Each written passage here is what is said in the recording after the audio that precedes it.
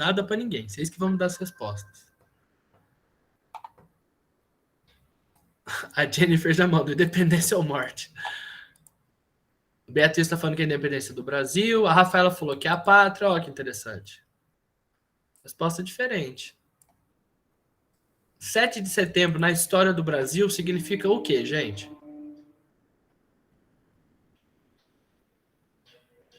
Independência do Brasil. Tá bom.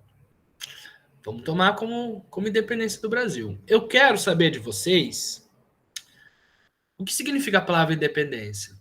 E não estou falando propriamente no sentido histórico, não. Ao falar de independência, o que vocês pensam? Quais imagens e quais palavras vêm na cabeça de vocês? Eu vou anotar todas. O Eduardo falou liberdade, bem como o Matheus. A Aisha falou libertação. Legal. Libertação, liberdade. Algumas outras? Autonomia, muito bem. Não precisar de algo ou de alguém. Emancipação. Ótimo. Anotando aqui, ó. Autonomia. Responsabilidade com uma interrogação. Se safar, né, Beatriz? Não quis responder, mandou outra pergunta. Pode ser também, a gente põe aqui.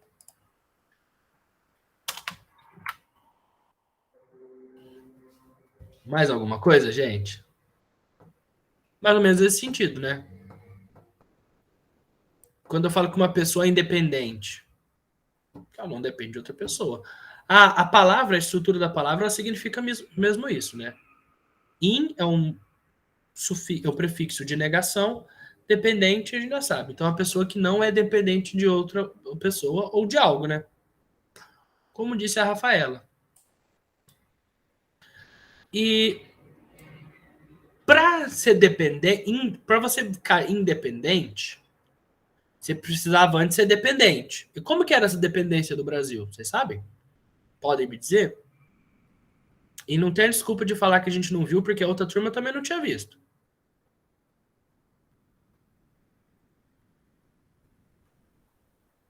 Dependente de Portugal, tá certo. Mas dependente de que jeito? Esse é o ponto.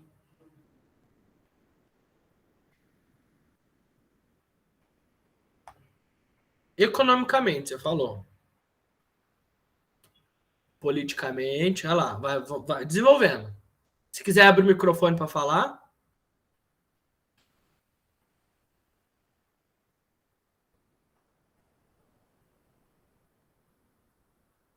O Matheus falou que eram dependentes dos recursos que antes eram deles e depois foram tomados. Sim.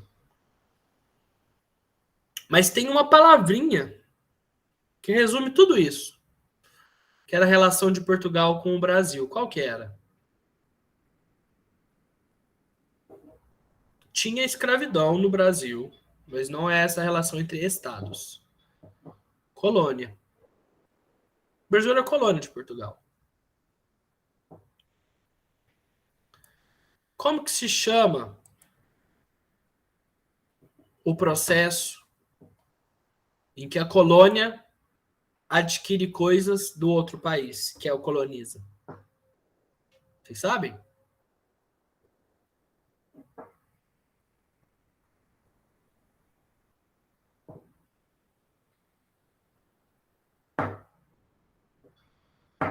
Colonização.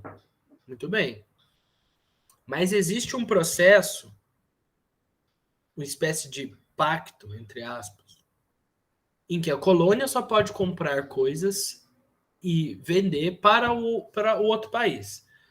Vamos lá, como que é o nome do outro país? Toda colônia precisa de uma.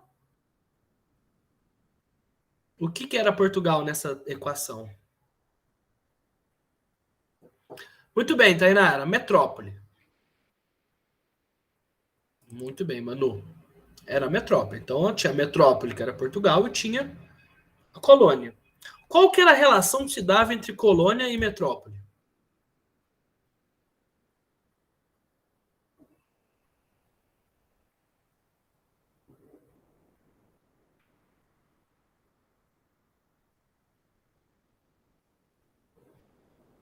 Sim, não está errado, mas eu quero um termo histórico. Continua certo, eu quero um termo histórico. Exploração está certo, exploração fornecer recursos também está certo. É conhecido como pacto ou, mais precisamente, exclusivo colonial. Você tem que saber isso. Pode aparecer numa prova. O que é o pacto colonial? Ah, Tainá falou. Às vezes vocês sabem a resposta, vocês só não entendem que é o objeto que eu estou perguntando. E, gente, essa é uma das coisas mais importantes. Saber o que está sendo perguntado. Hoje, quando eu perguntei para vocês de gêneros literários, eu perguntei o que é um gênero literário. Alguém falou para mim o nome de uma escola literária. Por mais que possa parecer, são coisas diferentes. Entende? A pergunta foi feita foi qual a relação da metrópole com a colônia. Pacto exclusivo colonial. Pacto pressupõe a ideia de um acordo de duas partes. Não foi assim, foi na imposição. Então a gente diz que é um exclusivo colonial em que a colônia era exclusiva da metrópole, fornecia recursos, mão de obra, comprava as coisas da metrópole, fazia com que eles ficassem com a chamada balança comercial favorável. Tá bom, então a gente está desenhando o que era o Brasil antes de ser independente. Ele era dependente de Portugal e eu gostei do modo como foi colocado, porque ó, a Lorane disse que era economicamente e politicamente. Sim, os dois. Então, depois que a gente ficou independente, vocês vão me dizer que o Brasil, no 7 de dezembro, ficou independente. Então, ele parou de ser economicamente dependente de Portugal, é verdade?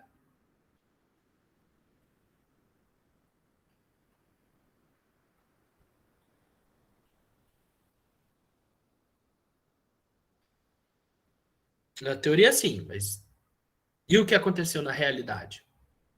O Brasil ficou independente economicamente depois que ele ficou. Não. Porque vamos pensar. O Brasil, muito maior que Portugal, não é, gente? Não é muito maior? O Brasil não tinha manufatura aqui. Porque o Brasil, uma das coisas da colônia é que a colônia não podia ter manufatura.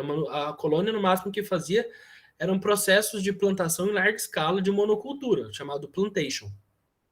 Então, o Brasil ele dependia de comprar coisas da colônia. Portugal produzia as coisas?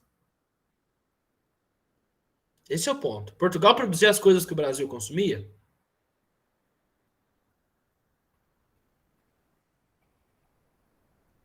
Sim. Será? Na Europa, Portugal era conhecido como uma grande potência depois da Revolução Industrial?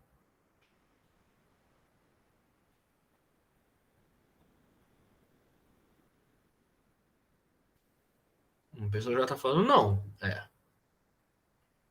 Calma, Manu. Às vezes buga. Tainá, Portugal foi um dos primeiros a se tornar Estado. E não foi um dos primeiros. Foi o primeiro Estado moderno da história, foi Portugal.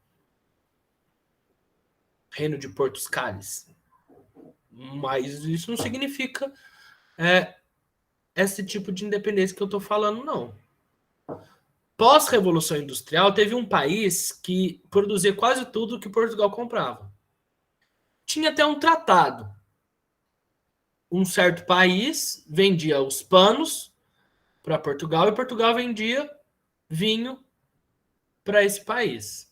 Rafaela acertou. A Inglaterra. A Inglaterra, nesse período, é a potência mundial porque ela tem manufaturas, produção de tecido. Pessoal, a gente está falando da primeira revolução industrial. A Inglaterra era uma potência. Então, tudo que o Brasil comprava era da Inglaterra. Mas ele não comprava da Inglaterra, ele comprava de Portugal. Porque tinha um tratado de Mitten, de panos e vinhos, em que a Inglaterra, todo pano, eu já falei para vocês, todo pano que Portugal comprava tinha que ser da Inglaterra e todo vinho que a Inglaterra comprava tinha que ser de Portugal. Aí eu vou perguntar para vocês. Vocês consomem mais vinho ou mais pano na vida de vocês? Pano, né? Imagina o grau do alcoolismo da pessoa que consome mais vinho do que roupa. Além do alcoolismo pesado, essa pessoa aí, ela tá violando algumas regras de atentado ao pudor. Consome muito mais pano. Muito mais. Então, Portugal se sentia preso à Inglaterra por esse tratado. Portugal tinha um déficit muito grande com a Inglaterra. Só que Portugal tinha uma colônia para chamar de sua. E se a Inglaterra explorava eles economicamente, eles repassavam tudo para o Brasil. Então, economicamente, o Brasil ficou independente no dia 7 de setembro de 1822? Não, não ficou. Mas, ó, ninguém é louco, né? Ninguém é doido de comemorar uma independência que não aconteceu. Deve ter ficado independente de alguma forma. Vamos lá na outra coisa do que a nossa companheira tinha falado pra gente. Ó, politicamente, quando o Brasil declara independência, ele declara independência de uma metrópole. E qual que era o modelo político de Portugal na época?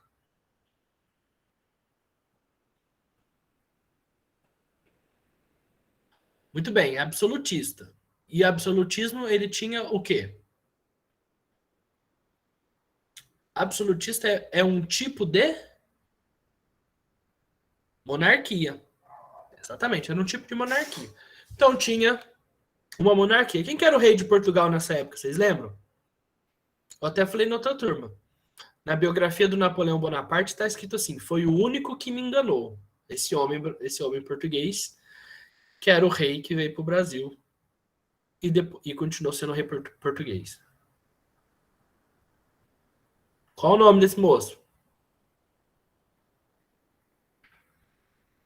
Dom João. Dom João VI. Ele tinha filhos?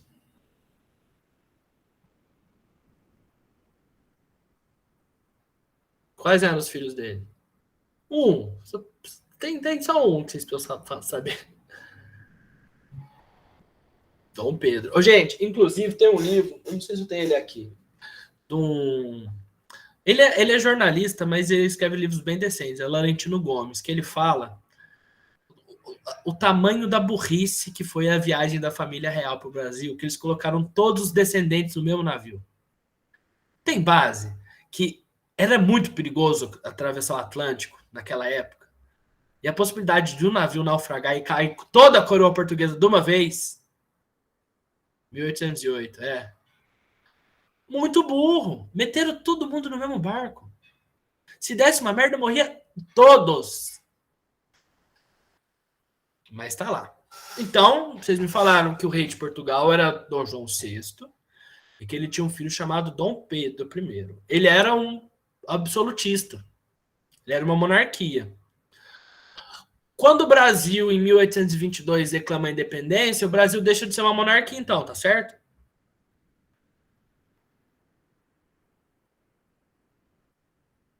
Sim. Opa! Tem um yes, que é proibido nessa aula, já falei. Tem um que eu aceito. Tem um não. Gente, o Brasil deixou de ser monarquia em 1822? Peraí. Até onde eu sei, a proclamação da República aconteceu em 1889. O Brasil, em 1822, ele permaneceu uma monarquia.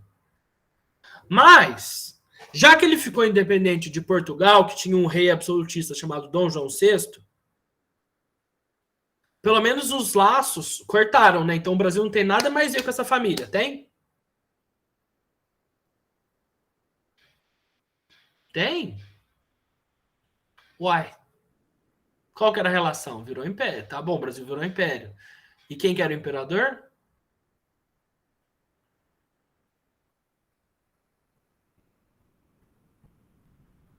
Ah, Dom Pedro. Então não foi aí nossa independência, né? Não foi politicamente, não foi estrutura de Estado. Economicamente, a gente ainda depende da Inglaterra. A gente não tinha produção. Aí vocês estão me dizendo que o pai largou o filho aqui e o filho aqui disse que era independente do pai, mantendo uma monarquia aqui? A gente ficou independente mesmo?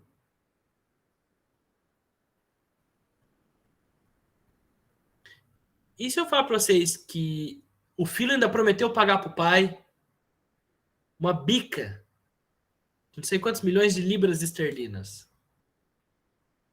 Então, a gente está falando que no dia 7 de setembro se comemora um evento em que o rei de Portugal vendeu para o filho que pagaria o império? Tá estranho. Vocês não acham estranho? Eu não, eu não tô vendo muito sentido isso, não. Vocês conhecem algum. Serena, vocês são muito bons. Vocês conhecem algum outro país que ficou independente assim? Vocês conhecem algum país da América Espanhola que o príncipe da Espanha virou o rei?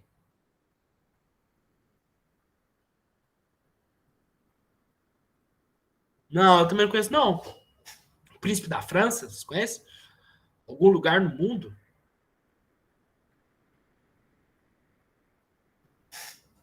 Conheço. Mas vocês me falaram que dia 7 de setembro se comemora a independência do Brasil. A gente vai achar onde o Brasil ficou independente. Vamos achar. A estrutura social aqui mudou? Deve ter mudado, né? Por exemplo, escravidão continuou? É, continuou. Mudou, mas é velado, assim. Dizem que mudou, mas existe ainda muitas coisas escondidas, assim. Com outras palavras. É. Então, ó, escravidão. Vamos lá. Escravidão não acabou. Então você vai me falar que a corte acabou. Parou com essa história de sustentar a elite portuguesa. Ou melhor, a elite da nobreza. Acabou no Brasil nessa época? Não, também não. Houve um crescimento da classe média e uma liberdade dos outros, pelo menos? Ou continuou do mesmo jeito? É, continuou. Então não foi a independência. Você sabe que tem um país na América Latina, o Haiti, que fez a revolução dos escravos. Os escravos se libertaram e fizeram a República Negra. Mataram os filhos da puta dos franceses e instauraram lá um governo livre dos negros. Essa história é maravilhosa. As histórias pra gente, sim, guardar para sempre. Não, mas você vai falar assim, ó, o que a Rafaela falou, mudou só o jeito de falar. Vamos pensar, pelo menos a gente criou uma identidade nova, não criou? Vocês acham que o Brasil criou uma identidade nova?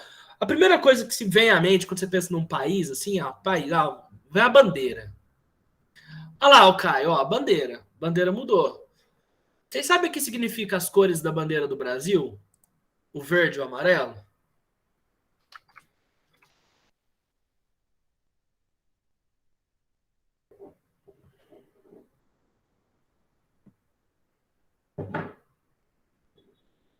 Alguém sabe?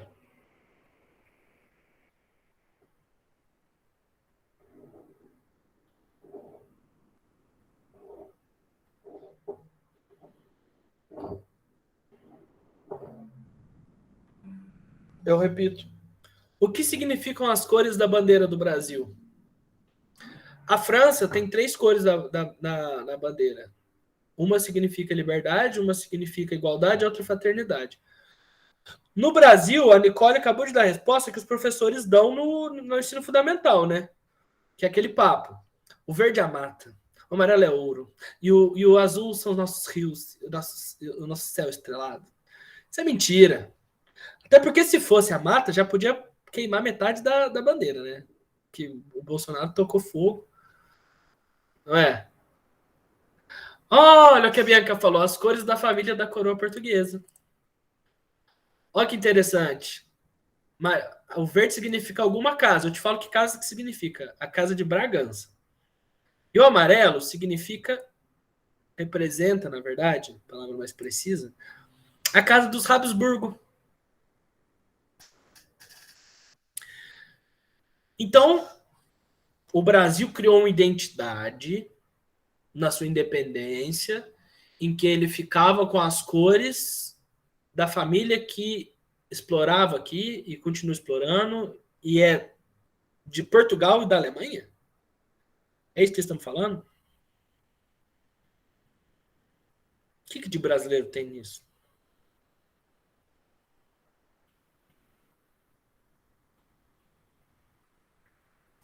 Eu não estou entendendo. Tem algo errado.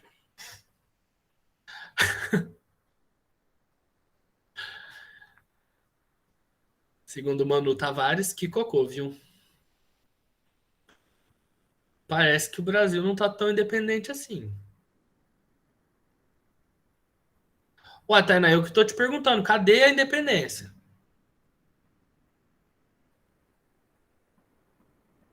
O que mudou em 1822? 7 de setembro.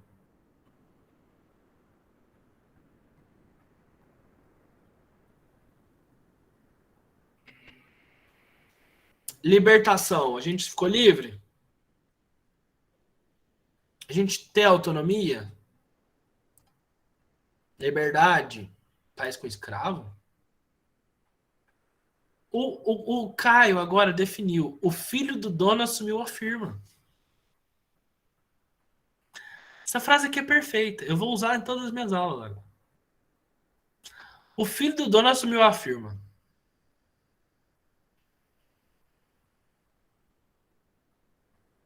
Tudo bem. Mas assim, eu vou te perguntar. Algum motivo deve ter para comemorar. É feriado? Eu não vou trabalhar dia 7. Vocês vão? Não vão. Espero que não. Aula também não tem. Comércio fecha. Por que a gente comemora a independência do Brasil?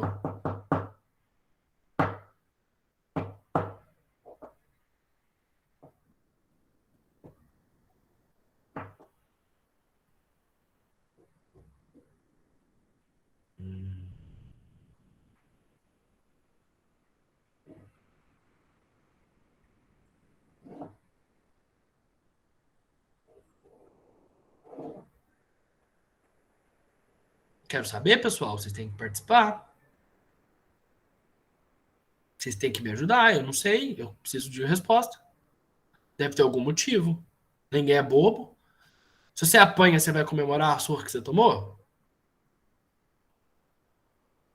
Nunca vi isso. Você faz uma dívida no banco explosiva, muito maior do que você pode pagar, você comemora. Você faz todo ano festa pro Bradesco.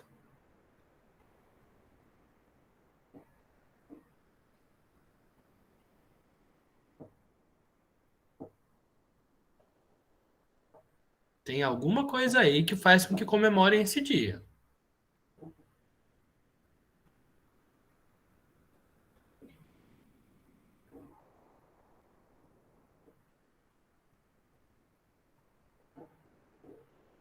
Ninguém?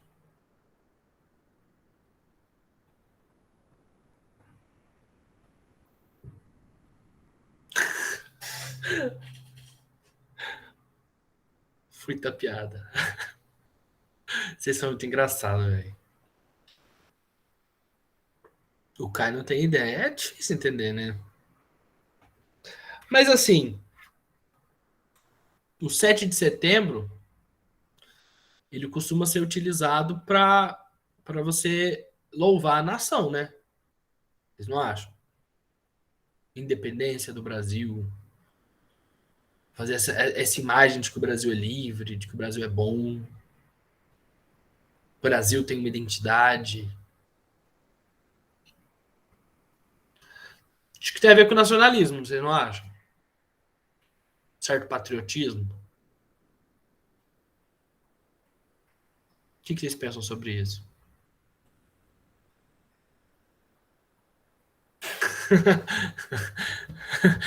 Se exibir para Portugal. E vocês sabem que o pessoal de Portugal fica louco que na hora que coloca assim português, eles colocam português entre parênteses Brasil.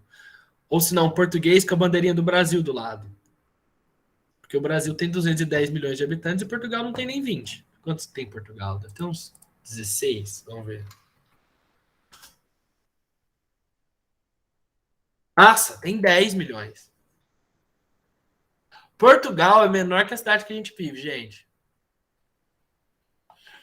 Mas a gente não se exibe pra eles, não, fica cegado. Amor pela pátria nunca teve. Povo nem brasileiro, a maioria era. Será que não era brasileiro? Você sabe que tem uma obra do Chico Buarque maravilhosa, que é do Calabar, que fala que é o primeiro traidor. Será que era brasileiro? Não era brasileiro? O que tinha aqui?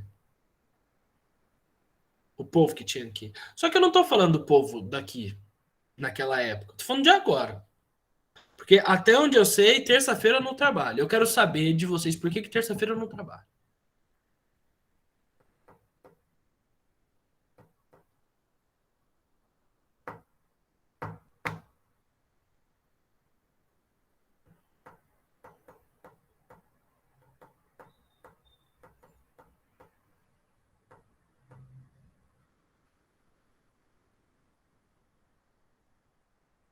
Só porque eu falei que vocês participavam.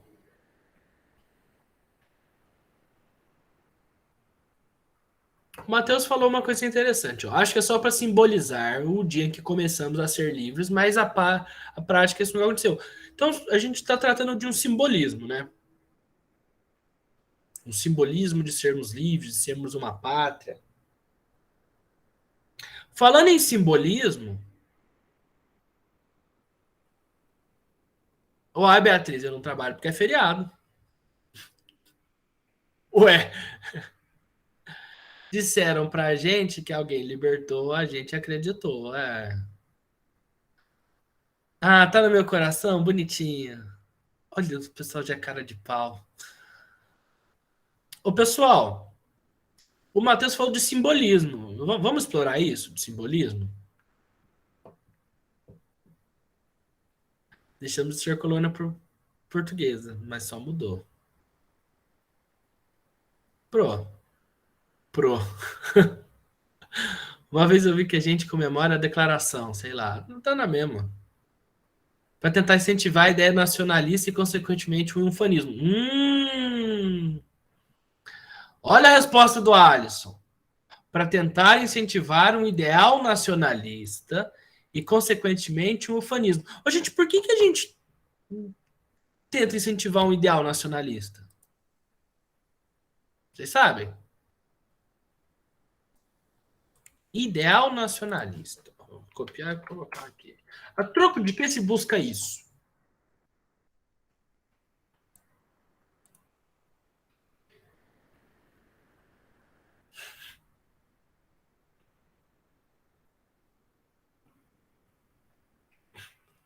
A piadinha. Dom Pedro, vocês estão livres agora. Legal, o que vai mudar? Dom Pedro, nada, mas eu libertei você. Isso é quase uma entrevista de emprego, senhor. É que vocês me conheceram hoje. Vai ser assim, daqui pra frente é só pior, velho. E eu lamento dizer, eu também dou aula de história.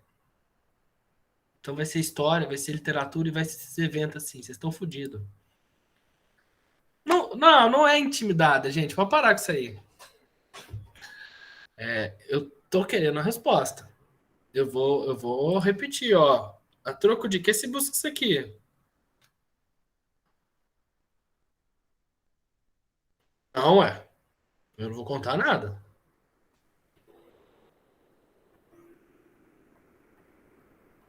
Eu acho que buscam esse ufanismo em nós para que nós queiramos fazer algo pelo país.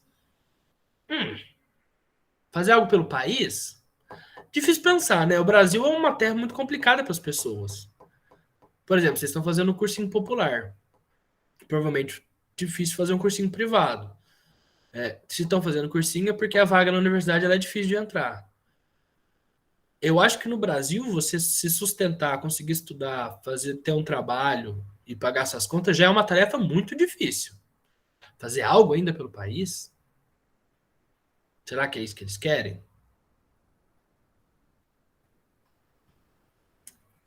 Para quem que eles querem que faça?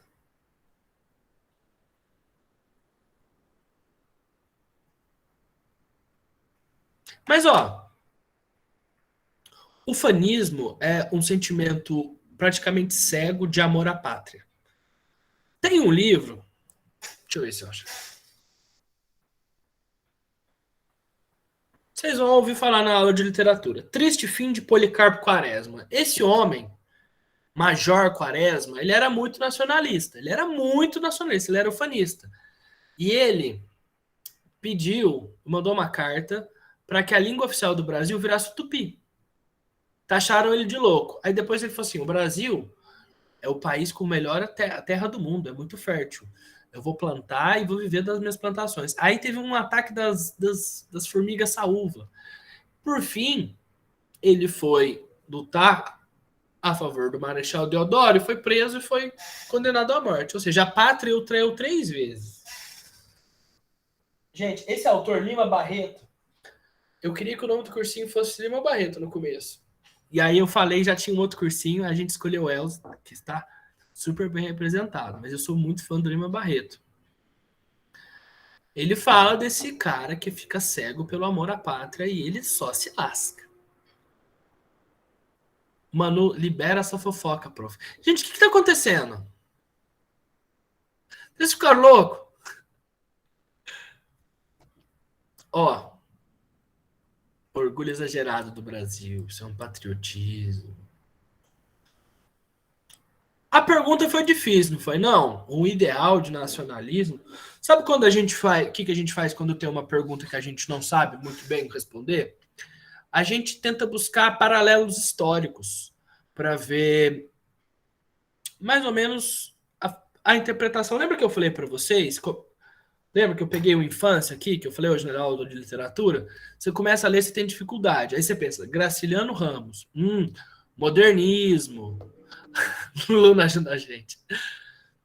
Aí você fala, modernismo, o cara de Alagoas. E aí, a partir da história e do contexto, as coisas começam a ficar mais fáceis. Vamos fazer isso com a pergunta que eu fiz. Ideal nacionalista. Em que períodos da história brasileira a gente foi mais nacionalista? Ou os ideais nacionalistas foram mais propagados? Você sabe me dizer? Na Copa? Porra, velho, não dou conta. Se alguém falou Olimpíada, vai ser expulso da sala. Olha que interessante. Olha que interessante. Muito. Olha que legal aqui. Primeira geração do romantismo, não é? Não pode falar nesse tipo de nacionalismo. É um nacionalismo diferente, tentativa de criação de uma cultura. E ele vem 3 vezes.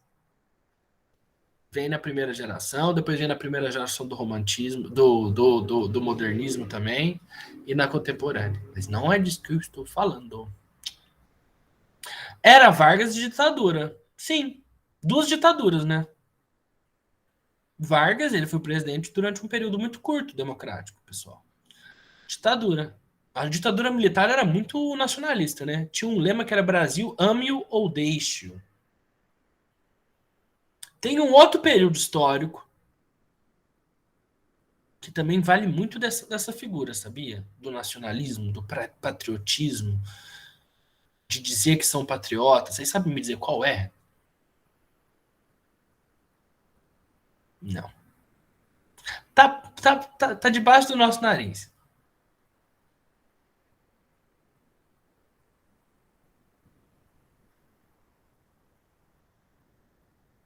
Nicole matou. Brasil acima de tudo, Deus acima de todos. Gente, atualmente a gente vive um período que se busca falar muito de nacionalismo, de patriotismo. Tá querendo esconder alguma coisa da gente. O preço da gasolina tá R$ 7 o litro. Aí você vai falar assim, Thales, mas eu não tenho carro. Mas ônibus fica mais caro.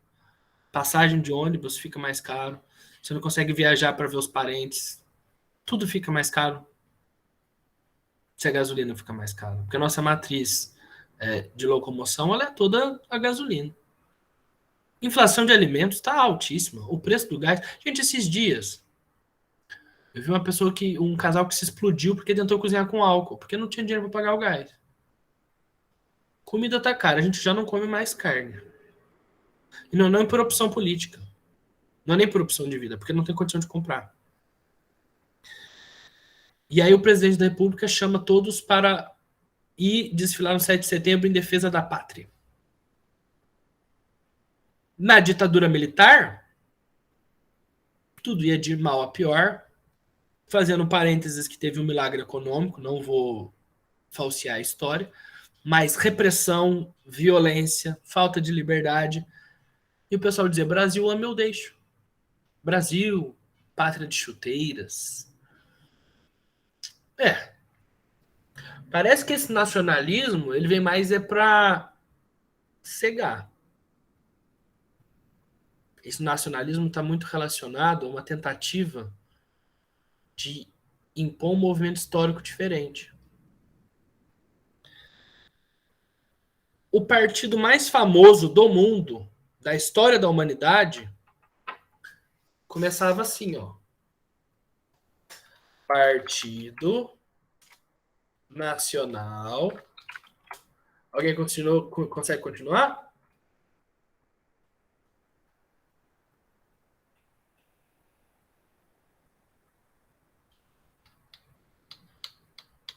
Alguém sabe que sigla que dá esse partido?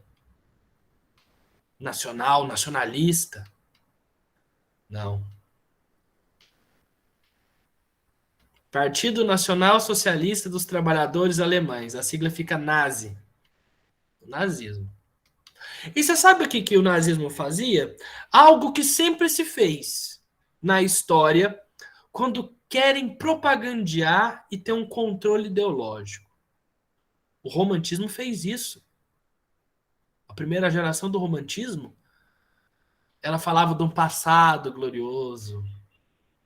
Fala dos inimigos. Elege heróis. Gente, a história, como Marx falou, se dá em dois movimentos. O primeiro como tragédia e o segundo como farsa.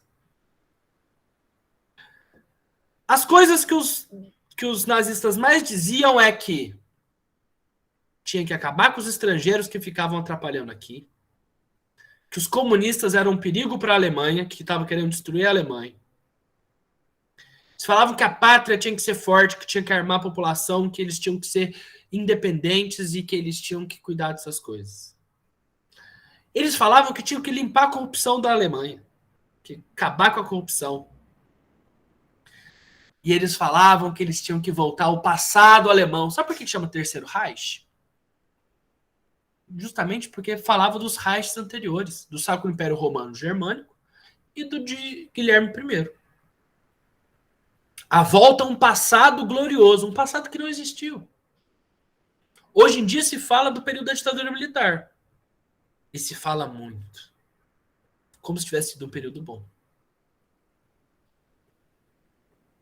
O nacionalismo nos ensina a ter raiva sem motivo dos outros e a se glorificar por motivos que nós não fizemos.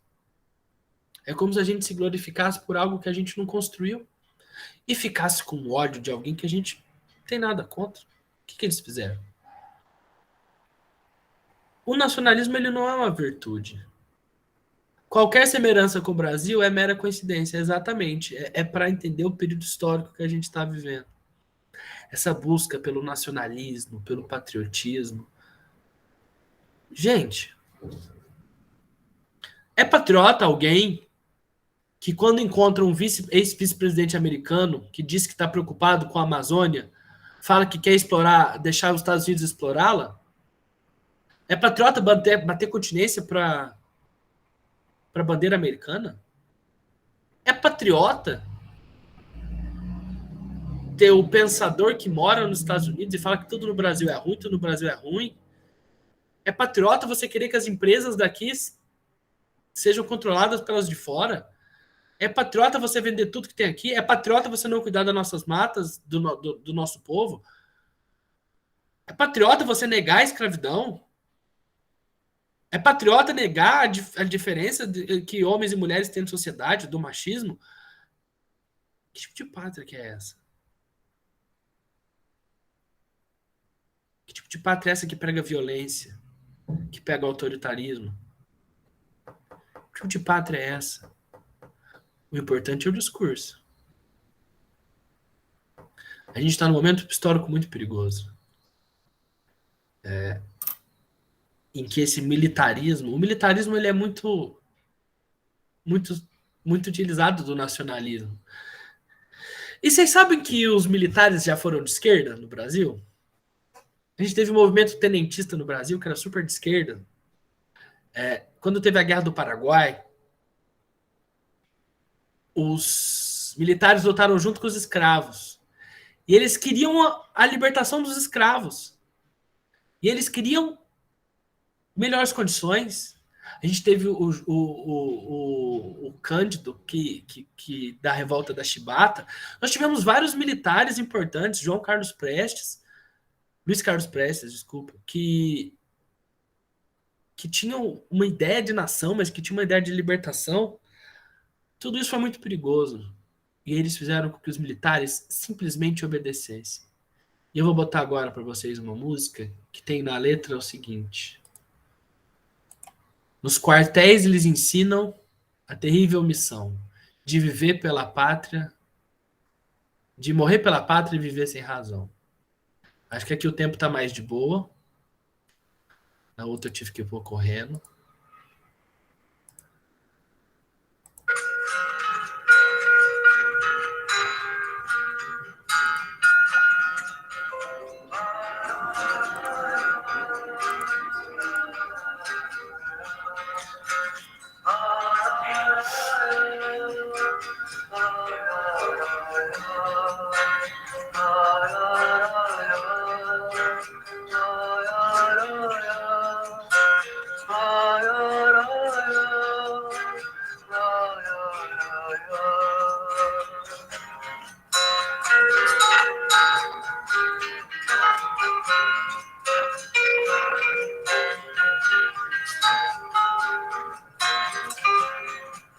Caminhando e cantando e seguindo a canção, somos todos iguais, braços dados ou não, nas escolas, nas ruas, campos, construções, caminhando e cantando e seguindo a canção.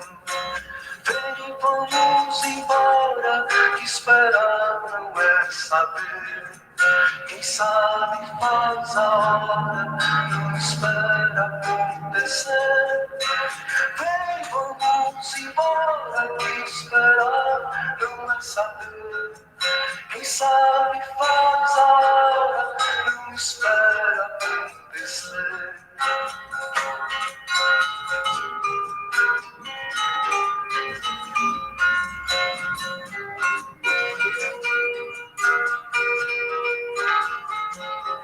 Pelos campos a fome, em grandes plantações, pela pelas ruas marchando, indecisos cordões ainda fazem da flor seu mais forte refrão e acreditam nas flores vencendo o caminhão. Vem, vamos embora, esperar não é saber. Quem sabe faz a hora, não espera acontecer. Vem, vamos embora, que esperar não é saber. Quem sabe faz a hora, não espera acontecer.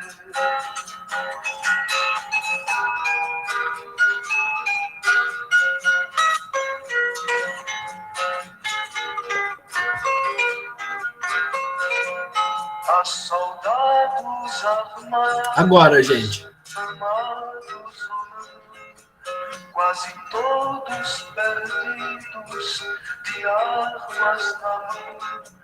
Nos quartéis lhes ensinam uma antiga lição de morrer pela pátria e viver sem razão. Vem, vamos embora, que esperar não é saber. Quem sabe faz a hora.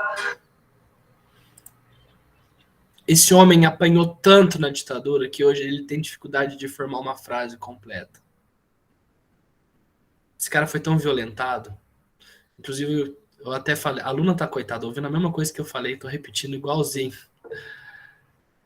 Teve o Festival de Música Brasileira de 1968 e ganhou... Gente, esses festivais são maravilhosos. Se algum dia vocês tiverem a oportunidade, é só colocar no YouTube e assistir o festival inteiro.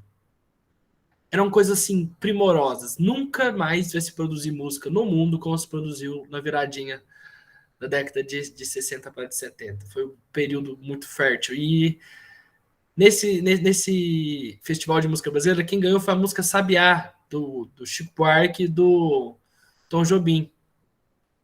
E quando anunciou que Sabiá tinha ganhado, o público começou a vaiar, uma vaia ensurdecedora, porque eles queriam que quem ganhasse fosse para não dizer que eu não falei das flores. E o título é porque eles ficavam fazendo música, o Geraldo Vandré tem um disco chamado Canto Geral, maravilhoso, e eles ficavam fazendo músicas sobre a sociedade, e um dos generais falou assim, por que não falam de flores?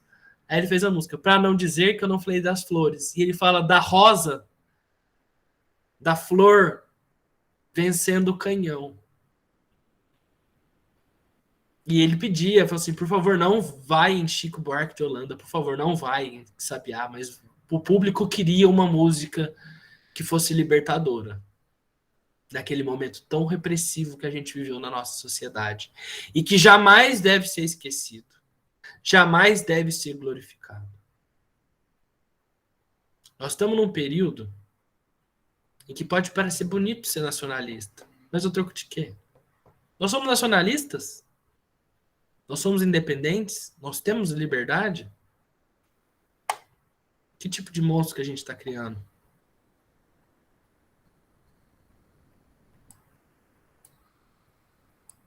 Luna, quiser complementar? Pessoal, espero que vocês tenham gostado dessa aula, assim como eu também gostei.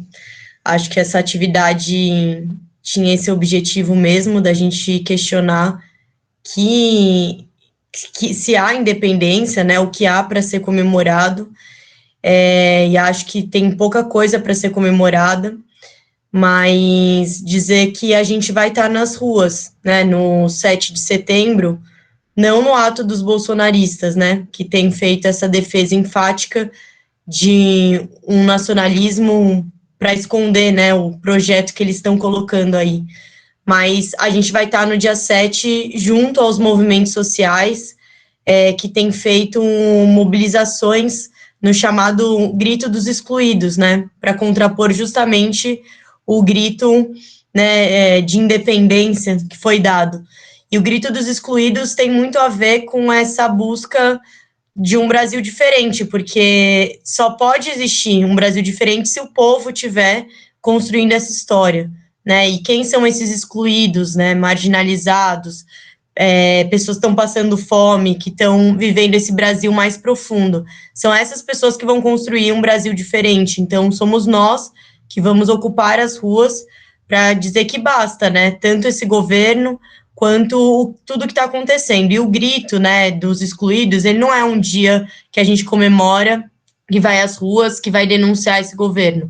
Ele é um processo, né, que a gente faz todo dia.